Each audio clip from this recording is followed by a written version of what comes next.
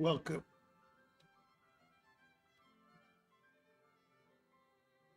Welcome to Virtual Concert Halls. Sorry about that. Live programming. I'm sorry. I really goofed that up. Okay. We're live from Lake Tahoe tonight or this afternoon. We're proud to present a concert by the Tahoe Philharmonic Orchestra and Chorus under the direction of Maestro James Rawie. The concert will be coming from Christian Fellowship Church in South Lake Tahoe, celebrating their 50th anniversary. I want to also say that VCHS live programs are sponsored by Sound Espressivo Competition and Cole Orchestra and Price Attractions.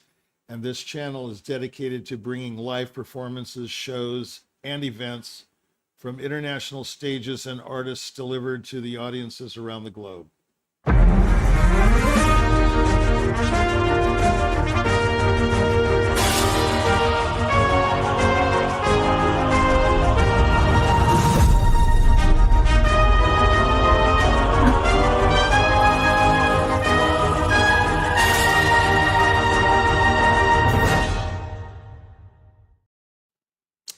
As I already said, we're having the Tahoe Philharmonic Orchestra and Chorus in concert today, along with the terrific violinist Kevin Matheson, who's been a winner of many events organized by Sound Espressivo Cole Orchestra and Price Attractions. Kevin has won opportunities to perform at Carnegie Hall and to play with the Bohuslav Martinu Philharmonic and to record with them as well. A recording published by Cicciarone Music and Art.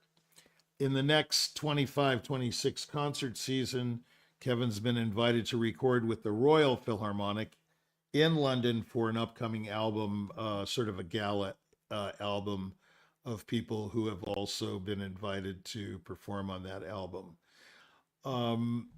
The collaboration we have with James Rawie and Tahoe has been really terrific. Price Attractions has been around with them for about 15 years, and we're in our first year here at Virtual Concert Halls with the orchestra, starting last year with the 4th of July festival concerts. And we'll be also collaborating with them on Sunday, June 27th at Reno Bartley Ranch, and the 25th, sorry, that was before that, at NLTH High School Auditorium, whatever that is. It sounds like some kind of Nevada thing. Sorry, there's no more information on that. Today's concert will feature works by Bach, Beethoven, and Beethoven. So after the intermission, Beethoven takes up 2/3 of the program, if you want to look at it that way, but the Bach is so short that it's mostly Beethoven. So this could be like mostly Mozart. This is mostly Beethoven. So you're in for a big treat. The first symphony, which is the quintessential classical symphony, I would say, and the violin concerto in D major played by Kevin Matheson. I want to talk a little bit about the orchestra and the music director. The Tahoe Philharmonic is sort of an outgrowth of the Tahoe Symphony, toccata it was called, like the word toccata in the Baroque form, Tahoe Symphony Orchestra and Chorus. But now it has morphed into the Tahoe Philharmonic Chorus and Orchestra, or Chorus, Philharmonic and Chorus, I should say. Rowie's also involved in Puerto Rico with the Sinfonia Puerto Rico Chamber Orchestra, and he founded the Symphonic Chorus of Puerto Rico. He's California born and bred in California, yay, and he received a Master's of Music from State University of New York at Stony Brook, where he was a student of Arthur Weisberg. Some of you might remember him. He prepared a Bach St. Matthew Passion with Otto Werner Müller. I believe Otto taught at Juilliard for a while. And that was, I think, at Yale University, Norfolk. He also has studied at the Aspen School of Music and at in Berlin.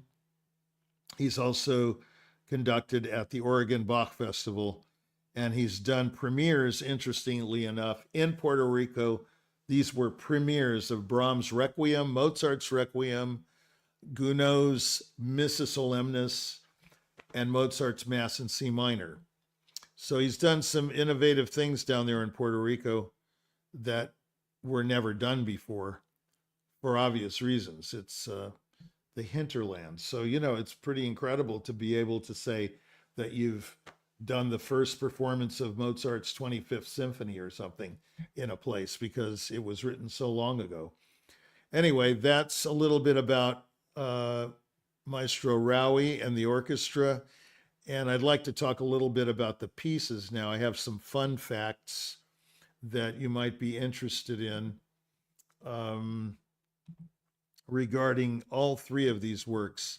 And then we'll get into some other things at intermission. The second movement of this Bach work is the air, which became world famous in the 19th century when violinist August Wilhelms arranged it for solo violin and strings, transposing it so that it could be played strictly on the G string, hence the name air on the G string or air on a G string, whichever one it is.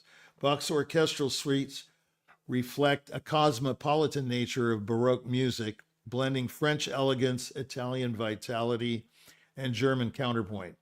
The instrumentation includes trumpets and timpani, which gives it that regal effect that you'll hear and a very festive kind of feeling. The C major symphony is kind of an odd work, but in a way a very conventional classical symphonic form. It, of course, has this sonata allegro form that we've talked about before, just like all the Beethoven sonatas and so on. But it opens with a tonal surprise, this dissonant chord progression that delays the arrival of the tonic key of C major, which the piece is in. And at that time, that was a fairly bold move by Beethoven. Most symphonies start, again, conventionally with these strong rhythmic figures or something very melodic, but this is a little bit different. It is called Beethoven's most classical symphony, therefore, probably the best example in a way of a quote unquote classical symphony, because we don't tend to categorize Beethoven as necessarily only a classical composer simply because of the late Beethoven works and his being deaf and going off out there. That's Beethoven, especially in the later opuses 106, 109, 110, 111. I'm speaking of piano works, and 132 with the quartets. He was just 29 when he completed it, and he conducted the premiere himself. We don't have any reports today of how that premiere went. And the work was dedicated to Baron Gottfried von Swieten, or Van Swieten.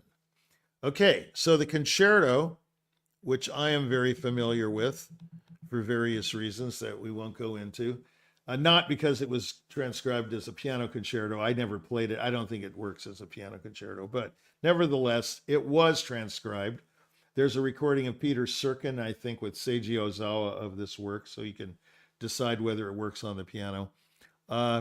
This beginning, this opening tutti, is also kind of revolutionary compared to most concertos in that it starts with these sort of heartbeats from the timpani.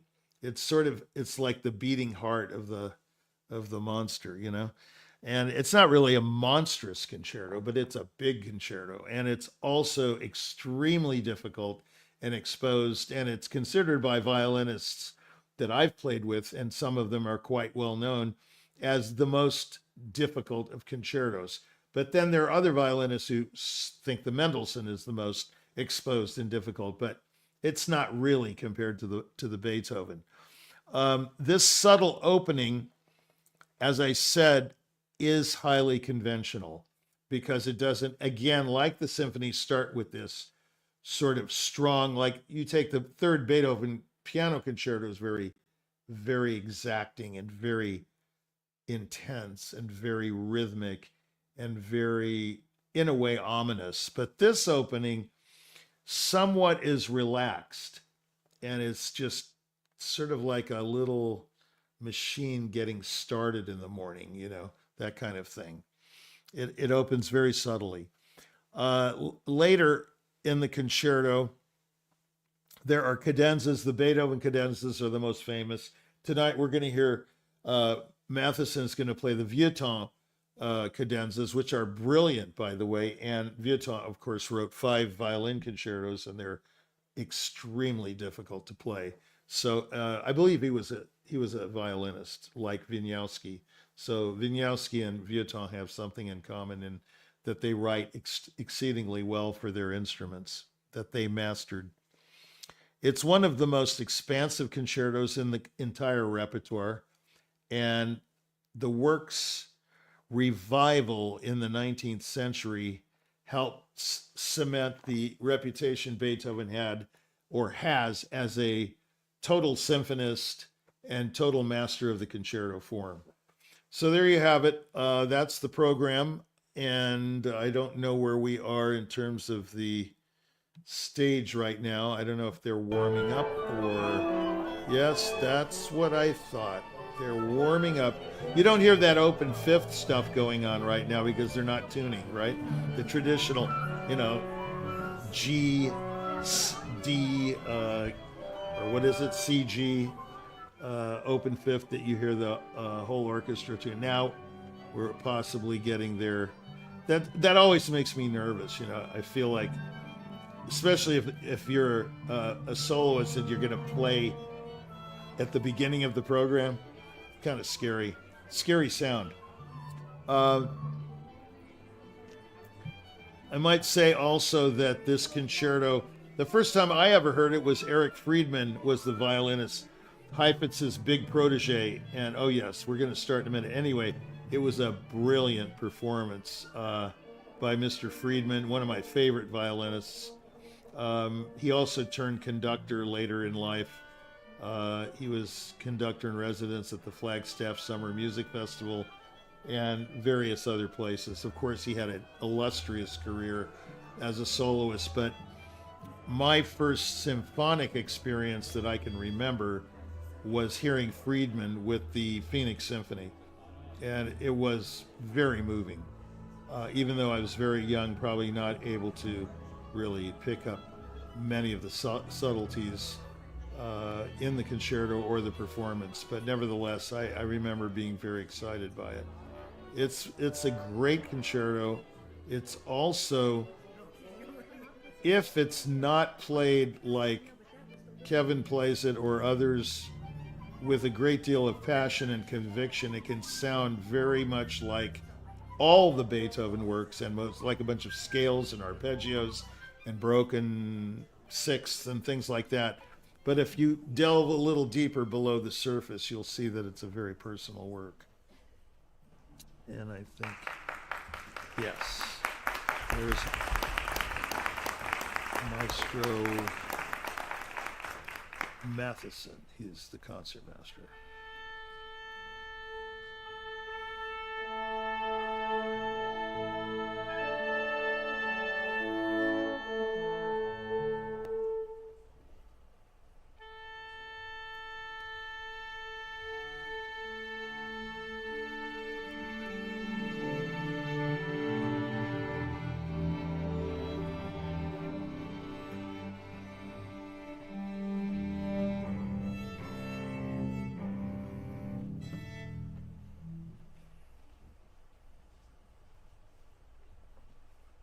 Good afternoon. Thank you so much for being with us today. This is our final presentation of this concert, so you made it. Good job. If there was a chance that you might have missed it because you're not on our email list, please look for this out at the ticket table and give us your email and perhaps your snail mail address, and then we can let you know when we have concerts. We have one more set coming up this summer in July. It's our Patriotic Series, and we'd love to have you join us there. But if you want to leave here with a wonderful memory of your afternoon, our soloist has 4 CDs out there, and the stories behind them, he talked about this one yesterday at the soiree. It has a piece that Felix Mendelssohn wrote when he was 4 years old. No, 11 years old. Sorry, 4 would have been rather extraordinary. Yes. But there are lots of your favorite show tunes on these, so please take a glance through each of them and take a souvenir home. And we also have coffee mugs, water glasses, and wine glasses. So your beverage of choice, we've got you covered. Thank you again for being with us. Maestro.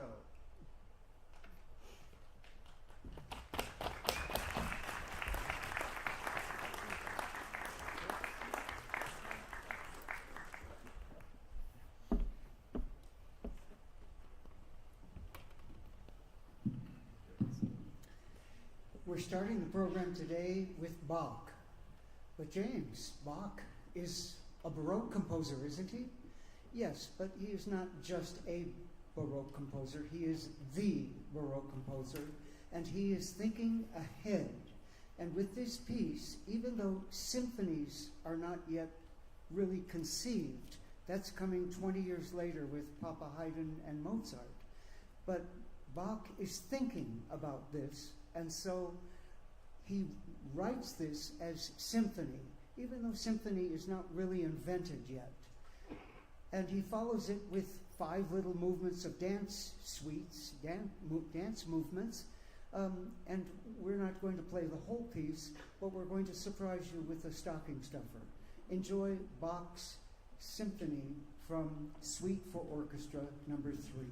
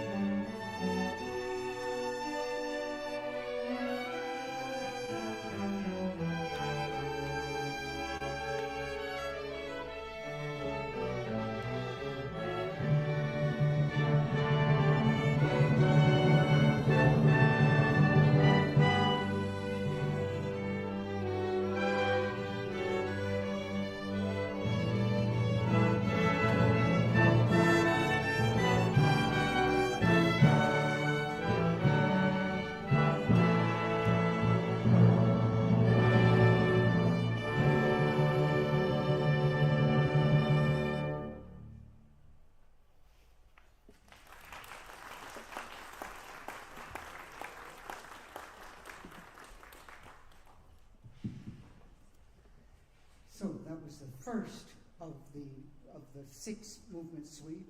Now here is something that you have all heard and you don't know where it came from. Probably in an elevator that you rode in, or probably at the last 5 weddings you went to.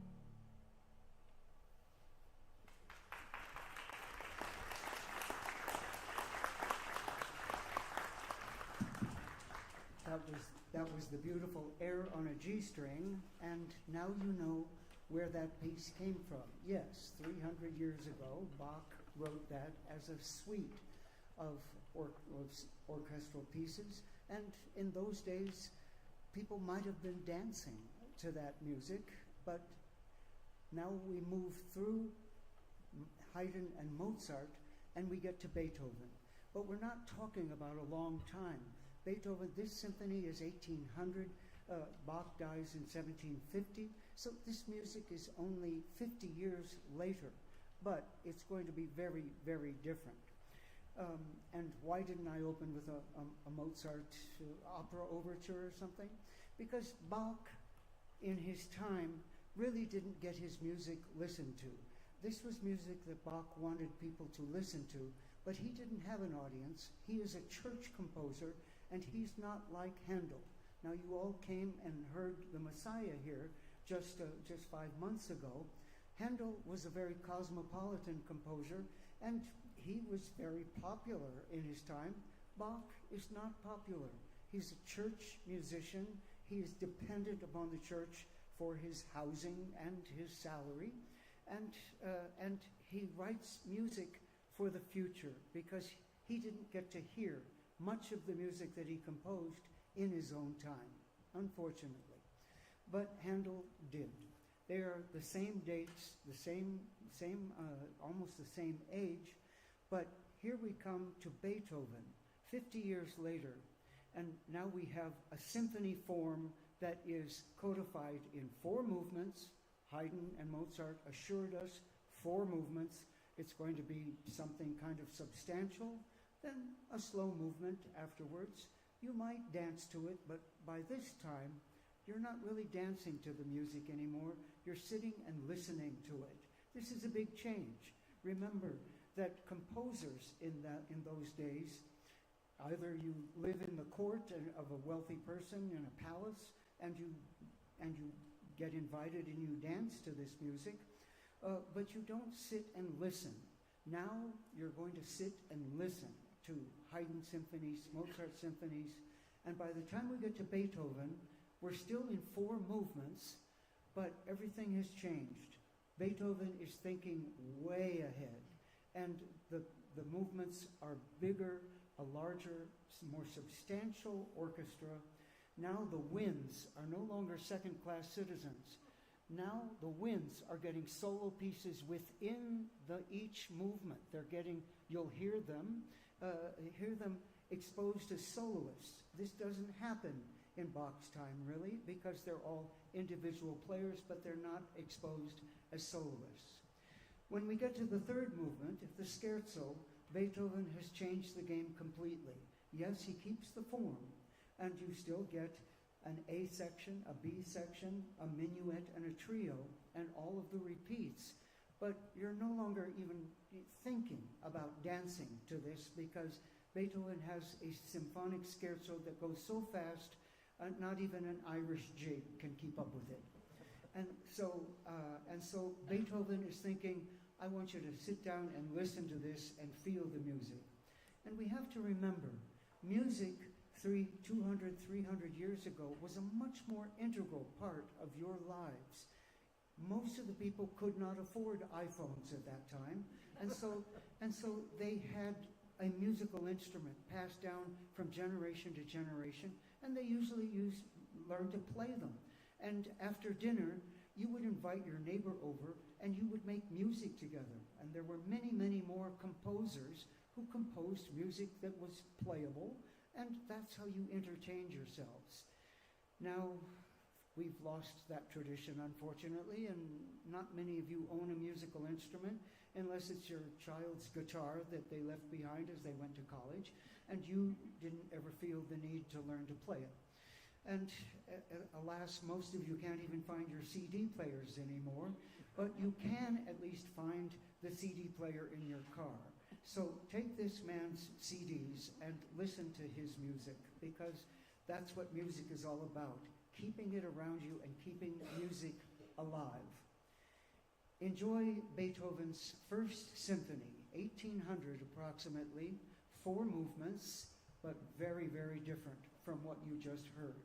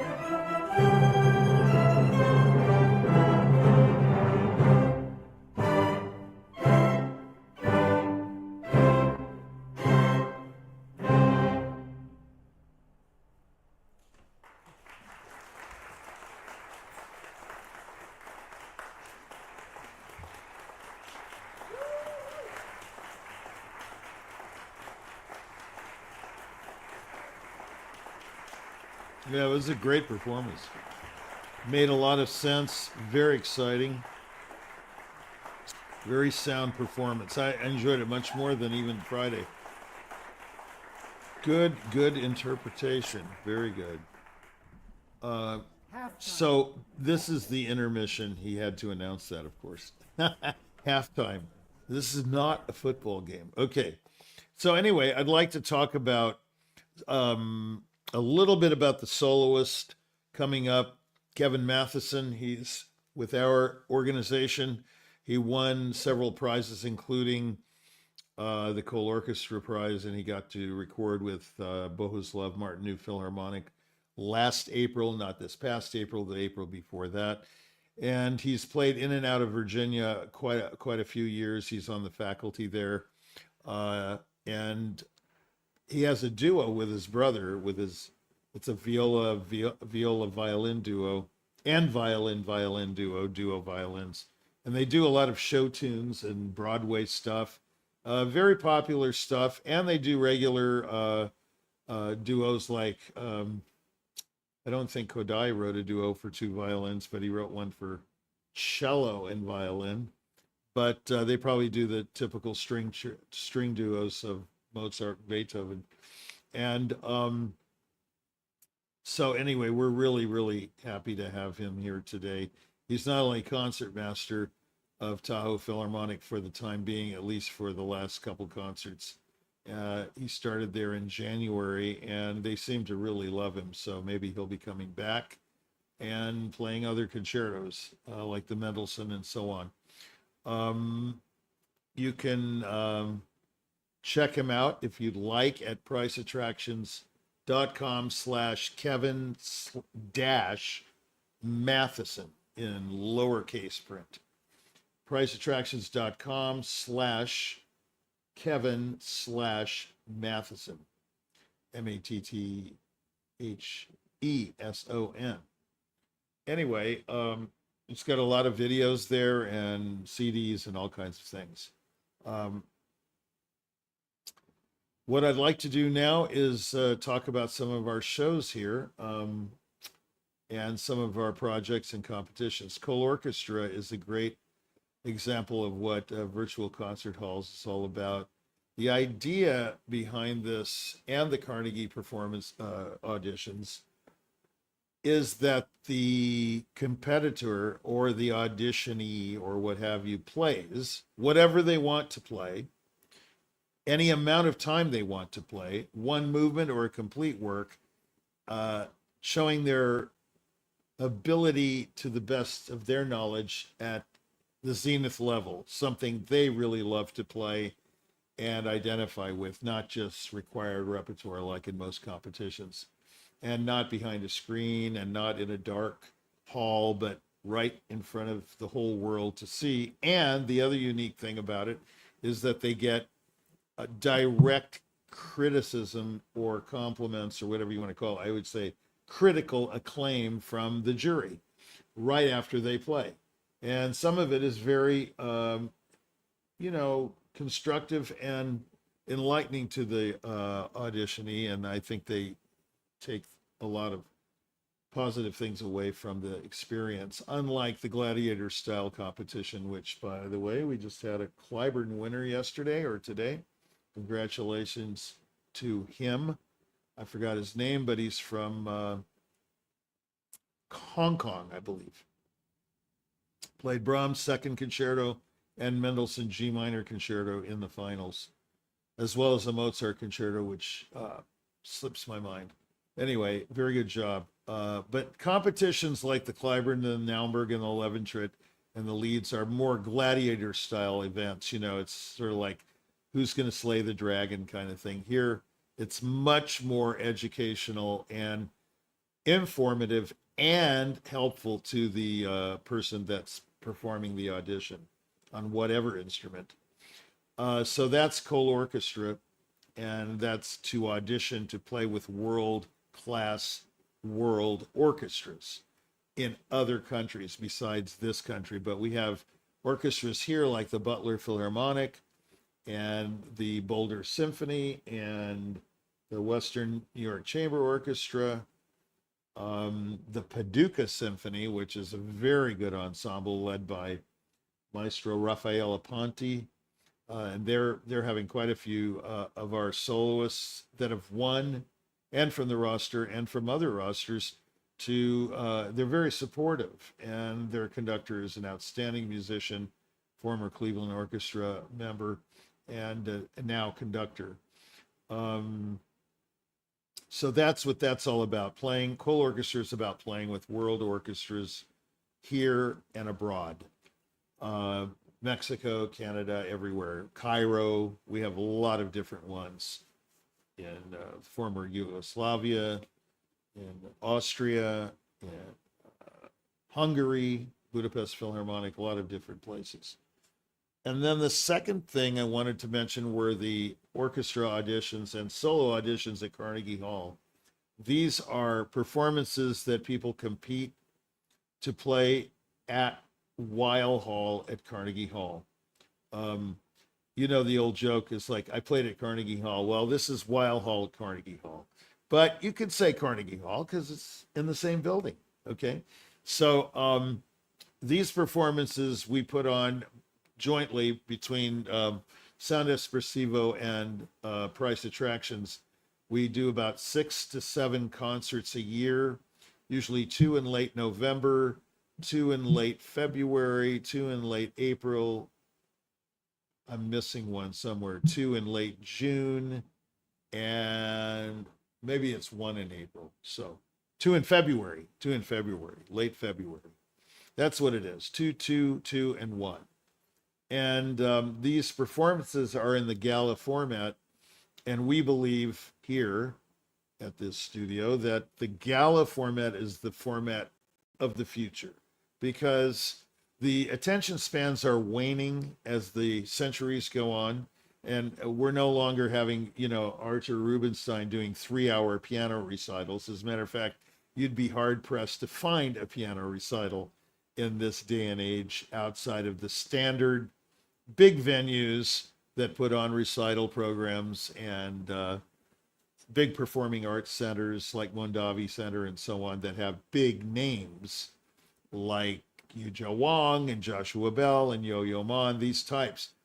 But other than that, we're seeing a gravitation towards gala concerts actually everywhere. We're not the only ones doing them. Where you have a potpourri. An example would be 3 soloists on a first half playing 3 different concertos, movements of those concertos, first, second, or third, not more than one movement, different composers, different works, different soloists. Yes, male and female, and others. So it's just a totally different concept, and it keeps the audience, shall we say, engaged, captivated. We're capturing their imagination. So there you go, the gala event. And that's, you can comment on this if you'd like to, but we believe that's a very good format for the future.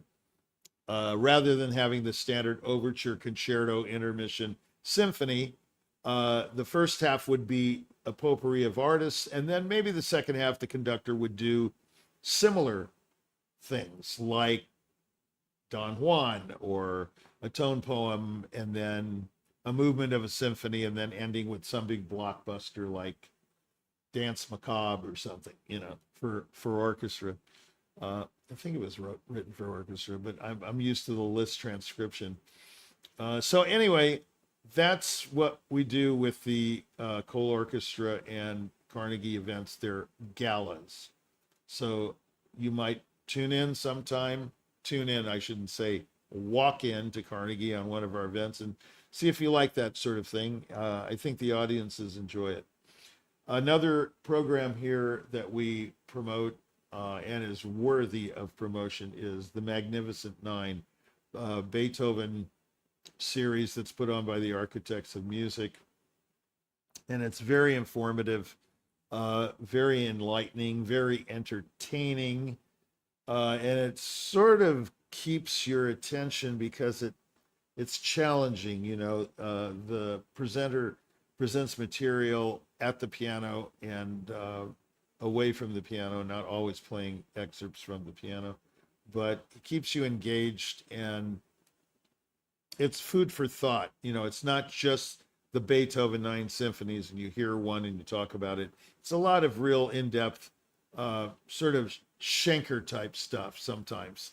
You get the innards of the pieces, and you're able to listen to them in another way, not just the traditional, oh, ho hum, here's the first movement, it's in sonata allegro form, and that kind of thing.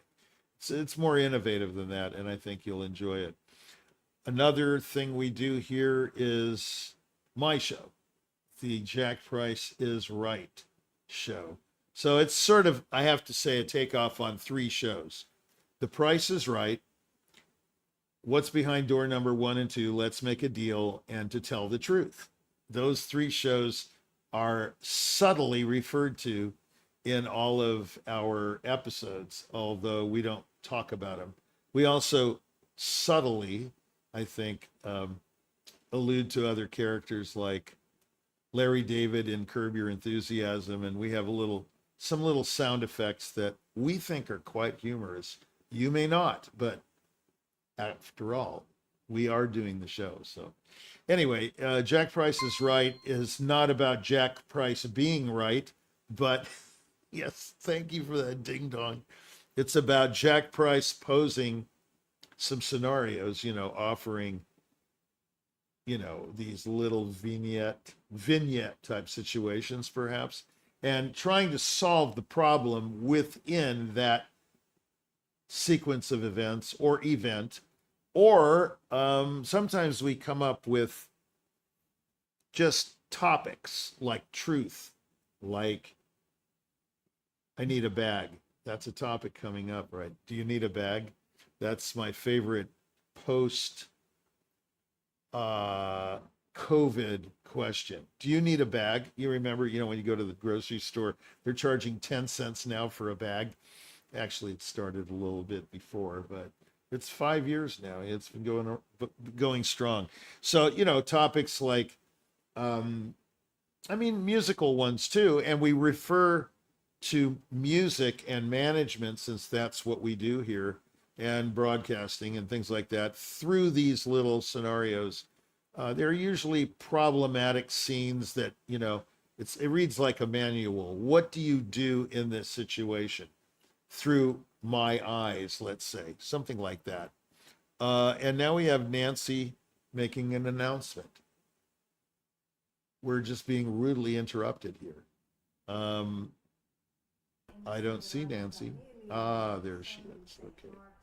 It's been quite an experience to go on these tours, and now we're headed to Croatia. So if you'd like to join us, we take anywhere from 50 to 90 people, and we take musicians, donors, and happy clappers. That would be you. And we do concerts in wonderful places, and I think you'd have a wonderful time. So if you're interested, there's a phone number for you to call and let us know. And quickly, before the next concerto, I'd just like to mention that it helps to hold your applause. between the movements, and even though this concerto has the longest first movement, so long they even have to tune after it, but you can still hold your applause to the end, and then it should be overwhelming. And we also have, for the first time, I've heard an explanation of the parts in a concerto where the soloist plays by himself. They're called cadenzas. And different composers will write cadenzas for each other's concertos. And a composer named Vuitton wrote the cadenzas that Kevin's going to play for you. And they're incredibly difficult and challenging. And I think you all need to know that this is quite a tour de force you're going to hear. All right, Maestro? Any other words?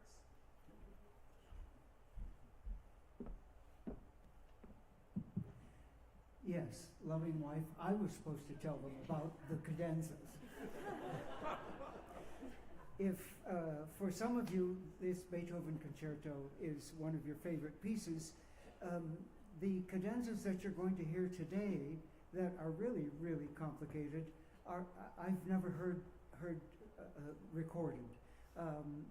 They're so complicated that people usually just use the standard cadenzas. But a cadenza is a chance for the soloist to show off, and everybody here has to be quiet and hopefully listen to what the soloist feels. The cadenzas take the themes of the movement and toss them around, change keys, and add a lot of embellishment, but they are really tours de force.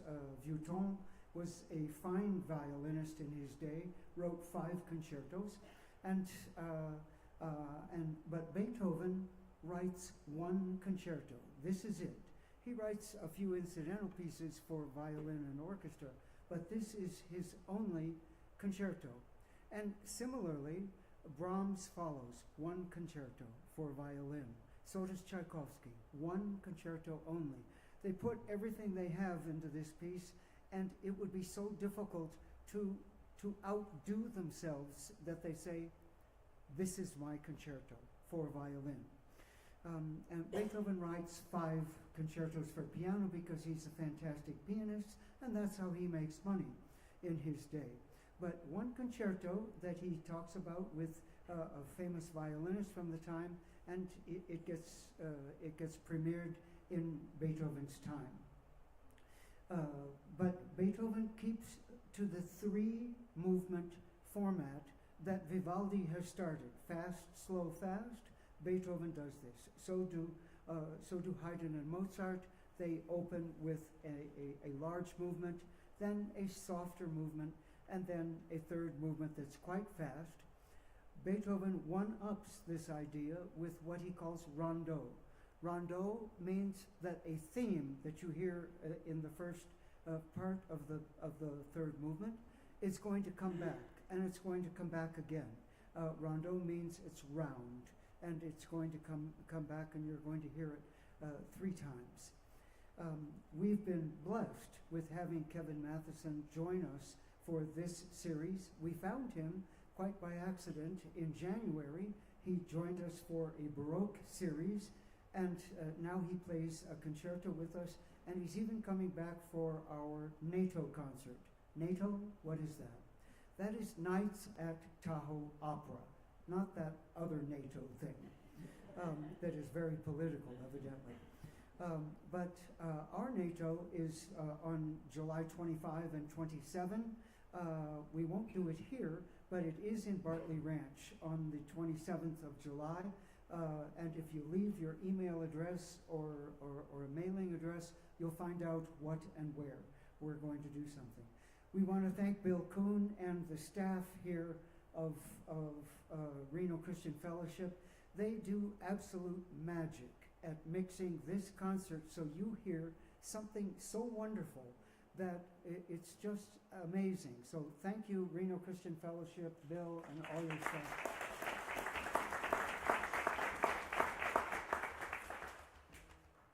Please welcome a wonderful, wonderful violinist who is unique in my 50-year history of conducting concerts where he sits as concertmaster and then he comes and plays a concerto.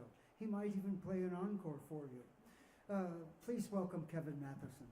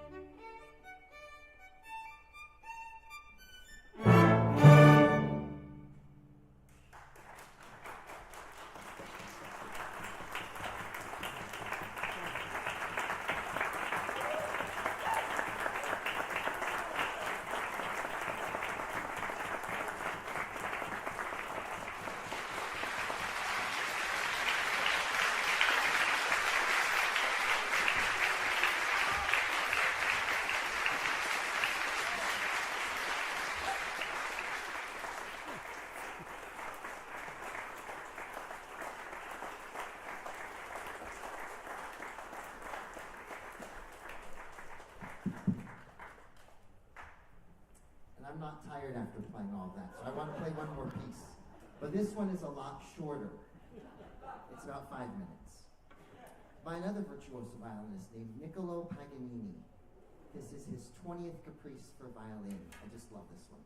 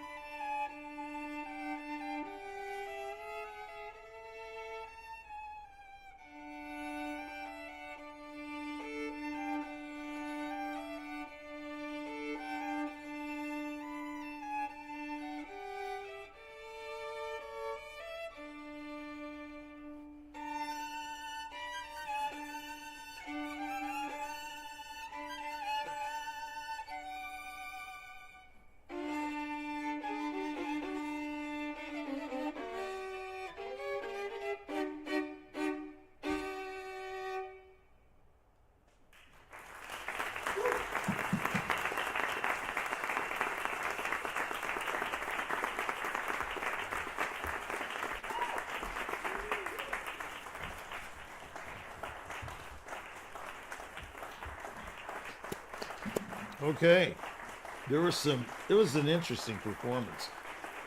I'm referring to the Beethoven. Incredibly good intent throughout the piece, which is my barometer for, in a way, a great talent. What he's trying to do and doing most of the time is quite remarkable. Musically, very beautiful, very unusually beautiful sometimes. So that's Beethoven's first or only violin concerto. Interesting performance.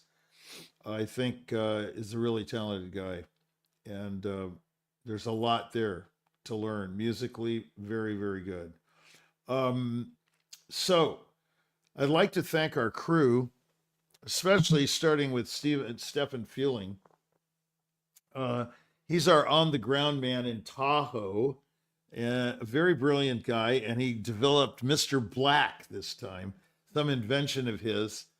I'm not really sure how it works, but I could read you a little story, if I can find it, about his little endeavors here with Mr. Black. That was that little head that you saw in front of James Rawie's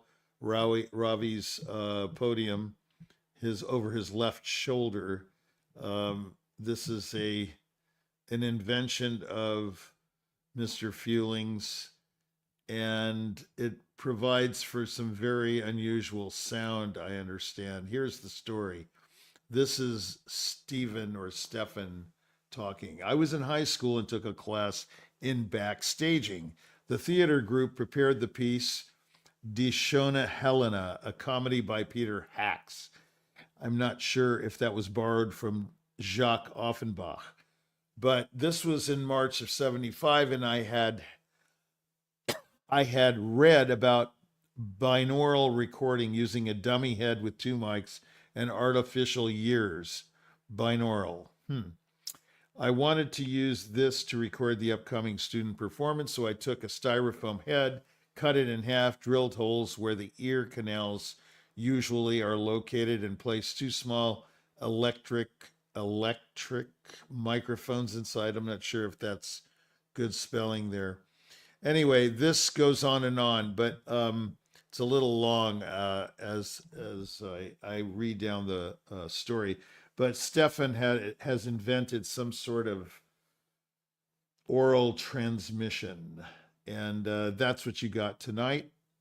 I don't know if any of you could tell the difference, but I thought it was quite good broadcast for the most part. We lost a little sound there in the middle. Anyway, back to thanking everybody. Many thanks to Stefan Fueling for his contributions to the sound and video of this production on the ground in Tahoe. And I want to thank all of our sponsors and collaborators like orchestras all over: Fredonia, Slovak Symfonietta, LA Opera. There are too many to mention. Orchestra Philharmonica Municipal de Guayaquil, who had a big concert last December, and Lviv Philharmonic, and so many other orchestras and agencies, iClassical and Colburn and Cicerone and Cairo Opera House. Lots of people, lots, that make these broadcasts more phenomenal and available to all of you listeners. Otherwise, this wouldn't happen. Also, I want to thank the crew. Kiki was the director today, and Frane Rusinovich. Okay, I got to get used to these names, don't I? I'm not exactly the greatest host, but I try. I do try. I didn't go to hosting school, so you'll have to forgive me. I'm just a poor pianist, that's the way it goes. But thanks to yeah, very good. We're finally getting a laugh. I mean, I'm doing a lot of comedy here. I'm surprised, there's not a lot of, I guess we need the gong show. We need our gong right now. Yeah, there we go. That's another show I wanted to tell you that I've interspersed into our weekly JPIR broadcasts. Yes, the gong show. That's when something really goes badly, like my opening, for example. But anyway, thanks to Jennifer Savage and Anna Uspenskaya, James Welch, and Ante, and all the people that make these programs possible. Chris Au, he's another one. He's a great host. Yes. We'll have him next time. We'll give Jack a little rest, don't you think? He's a little sleepy these days, cognitively declining.